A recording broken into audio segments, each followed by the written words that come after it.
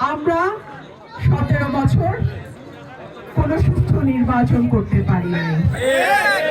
আমরা 17 বছর পছন্দের প্রার্থীকে ভোট দিতে পারি নাই। দীর্ঘ 17 বছর পর বাংলাদেশে একটা নির্বাচন আসছে। প্রত্যেকেই ভোট কেন্দ্রে যাবেন, নিরাপদে নিশ্চিন্তে তাদের পছন্দের প্রার্থীকে ভোট দেবেন। আমি আশা করব প্রশাসন, পুলিশ, আইন শৃঙ্খলা রক্ষাকারী বাহিনী, নির্বাচন কমিশন প্রত্যেকে যার যার জায়গা থেকে নিরপেক্ষভাবে একটা ভোটের পরিবেশ তৈরি করবে, যেই পরিবেশে যে কোনো দলের প্রার্থী এবং যে কোনো স্বতন্ত্র প্রার্থী নিরাপদে নিশ্চিন্তে লেভেল প্লেইং ফিল্ডের মধ্যে একটা নির্বাচন অনুষ্ঠিত হবে। আমরা আশা করব কোন দলের প্রার্থী বা কর্মীরা অন্য কোন প্রার্থী বা কর্মীদেরকে কোন রকম কোন ভয় ভীতি দেখাবে না। আমি আশা করব প্রশাসন নিরপেক্ষ থাকবে, পুলিশ নিরপেক্ষ থাকবে, কমিশন নিরপেক্ষ থাকবে, সরকার নিরপেক্ষ থাকবে। আর যদি নিরপেক্ষতার কোনো ঘাটতি আমরা দেখি, 5ই আগস্টের কথা সবাই স্মরণে রাখবেন। সারা বাংলাদেশে যেই 5ই আগস্ট হয়েছিল সেটা যে কোনো আসরেই কিন্তু হইতে পারে। প্রশাসনকে অনুরোধ করব নিজের আইনের ভেতরেই আপনারা কাজ করবেন।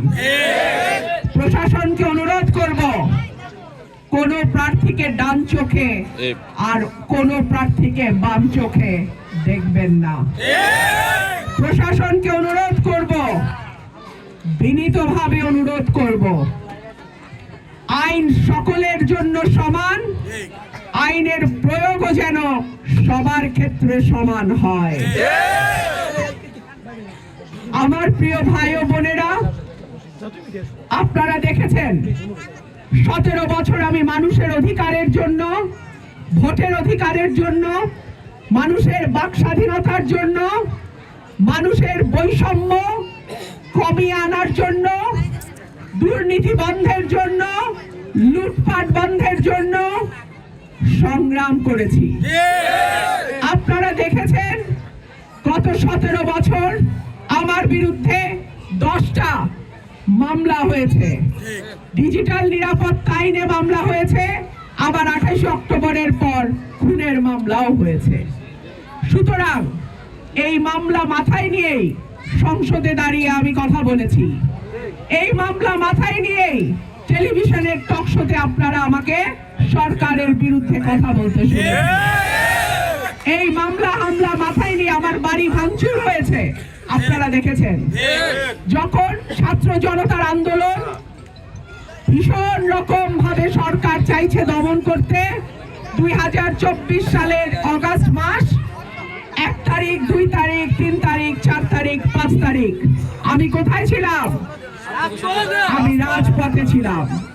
সুতরাং মানুষের অধিকারের পক্ষে, সাধারণ মানুষের পক্ষে, যেই মানুষগুলোর কথা সহজে শোনা যায় না, সেই মানুষগুলোর পক্ষে আমি 17 বছর কাজ করছি। কি জীবনও যদি আমার তাদের সঙ্গে থেকে তাদের পক্ষে লড়াই করে কাজ করতে হয়, আমি তাদের পক্ষে লড়াই করতে প্রস্তুত।